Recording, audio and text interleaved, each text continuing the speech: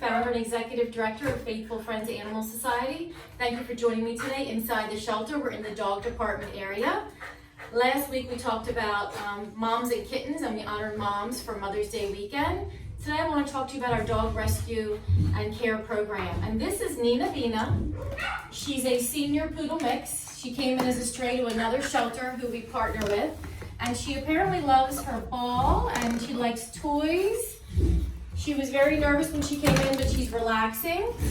And we thought we'd bring her in here and show her off a little bit because she's waiting for a home. In the shelter here, we have space for about 45 dogs.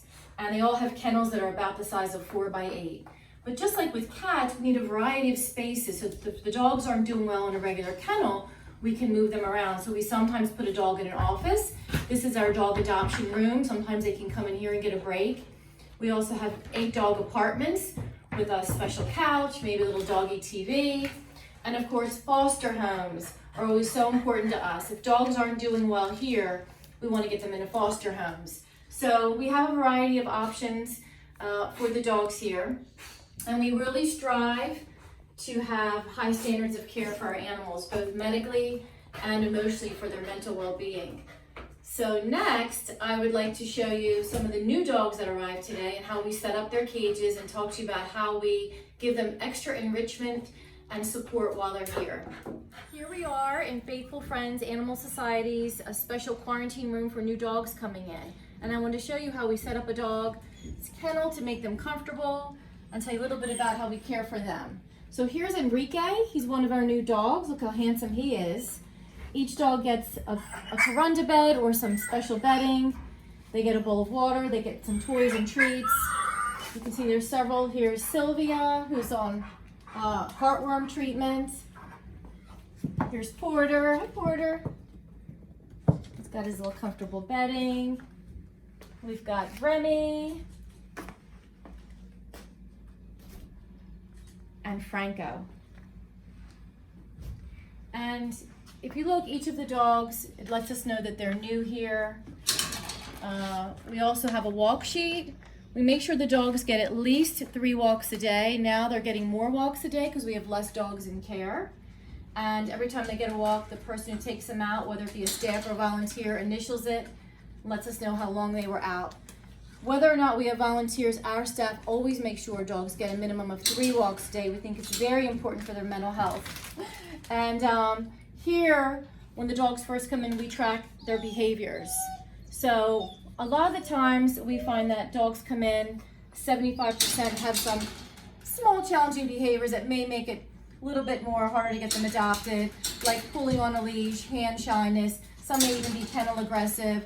And so we look at what their issues are, and our behavior team of 3 special trained staff work with our other staff, and we track those things so we know what we need to work on for them.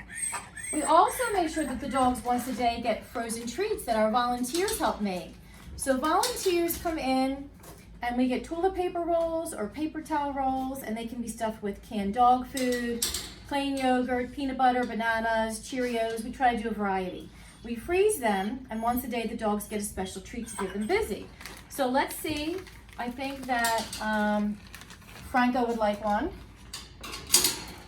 Here you go, buddy. This gives them something to work on. Oh, look. You see Remy's in his bed. You want a treat, Remy? Here you go, buddy.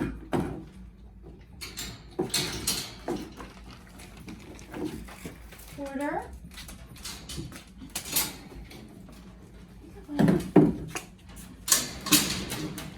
We have a small one for little Sylvia.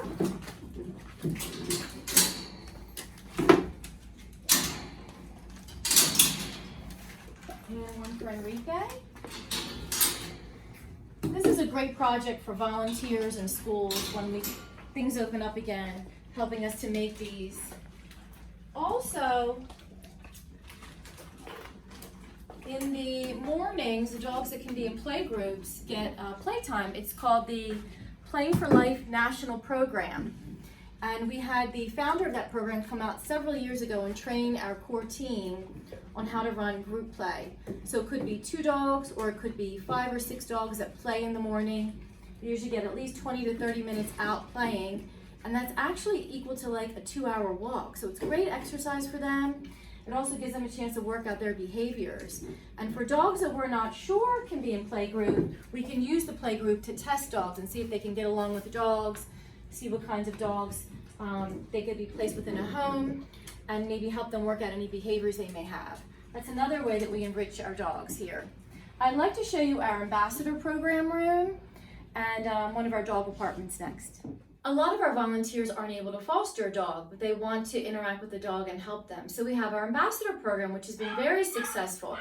If you want to become an ambassador, we basically assign you to a dog that's been here longer than is really best for their mental health. So this is our ambassador room. A volunteer would come in here. We will have a list of what dogs need ambassadors listed here. And if they've been in stay for 30 days or 60 days or 90 days or more, we know that they need an ambassador, and so does the volunteer. Then we would pair you up with one of the dogs here, and you would come in here when you're ready to take them out, and you would get a leash or an Adopt Me scarf. And essentially, you are getting the dog out of the shelter. You're taking them on car rides to special parks, maybe even one-night sleepover, but you're giving the dog extra activity for their mental health, for their physical health, and you're letting us know what they do and don't like, so we can keep track of that as well. 40% of our dogs get adopted either by an ambassador or by someone they know or someone that they've helped to promote them to. So you can promote them on Facebook, you can promote them to friends and family. So our ambassador program is so important. We just really appreciate all of you. And that's another way that you can get involved here at Faithful Friends to help our dogs. Now I'd like to wrap up and show you one of our dog apartments, which is a place we bring dogs who are not doing well in a kennel. Maybe they are having behavior challenges or just stressed out in the kennel. So let's go there next and we will wrap up. I'm here with Enrique in one of our dog apartments. You can see that we have a little doggy TV here. We have a special couch for the dogs that get an apartment. We have a desk so the staff person can work in here. But our dog apartments are really important to our program here because some dogs need a break from the kennels, or maybe they're not doing well in a kennel, as I said. And we try to make this really home-like for them. So you can see from your tour today at Faithful Friends that saving animals and making them comfortable until they get a home is our top priority. And we can't do it without your support. Our budget is $2.9 million and 70% comes from individual giving. So we're so grateful for your support at this time. We are in our COVID emergency appeal right now where every gift is matched. And I also want to let you know what else we have going on here. We also have our food bank to help people stay with their pets in their home and to help cat colonies be fed by their caretakers. So our food bank is open Wednesday through Saturday, but we also have good news. We received a $29,000 grant from the Delaware Community Foundation, which will help us keep dogs like Enrique with their family. And we're doing that program in June. We'll be in 4 community locations across the state in every county. We'll be doing it in partnership with the Delaware SPCA in Stanton and the Delaware Humane Association. So we'll have news for you about those locations coming up soon. And again, if there's other ways you want to help, if you can't be an ambassador for a dog or foster, you can also donate supplies. Our biggest need right now continues to be small and large bags of cat dry food to help people keep their pets in their homes, senior citizens, people who are challenged right now with the financial difficulties, and for people feeding cat colonies, as well as canned cat food. Fancy Feast, Friskies, 9 Lives, whatever you can afford, we need to supplement our food bank. That's critical to keep pets in their home and not have them have to come into a shelter. I think we all realize now more than ever how important animals are to us. They're such a gift to us, especially during uncertain times as we face right now. We realize that, and I always like to say that everything I learned about God, I learned from my pets. They give us unconditional love, they give us joy, they teach us forgiveness, and they give us loyal companionship. So please, we're blessed to have our pets. Enjoy your animals while you're home with them, and we'll see you again next week.